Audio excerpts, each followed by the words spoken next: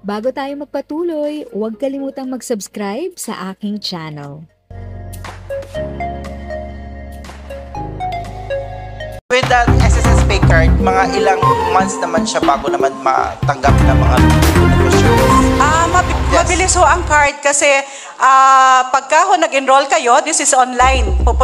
Dapat mag-open na ho kayo pala ng inyong My SSS account sa aming website. So actually, in-encourage namin lahat ng member na mag-open po ng My SSS account. Delivery address para ma-deliver sa inyo ng diretsyo ang SSS with Pay Card sa loob ng 15 banking days para sa Metro Manila at 20 banking days para sa mga probinsya. If sa tingin mo, natulungan ka ng video ko na ito, nakasave ka sa oras mo, you can click yung thanks button at any amount ay malaking help sa pag-grow ng channel ko. Yun lang po muna ang aking update.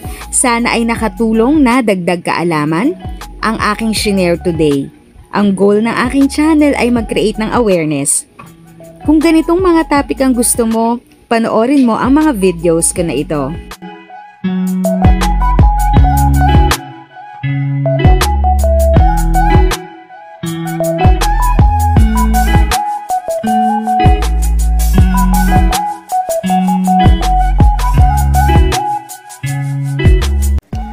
Thanks for watching! Kung may kapamilya, kaibigan o kakilala sa tingin mo ay magiging interesado sa video, please share or tag sila sa comment section. At syempre, if nagustuhan mo ang video, i-like mo na ito at subscribe ka na din.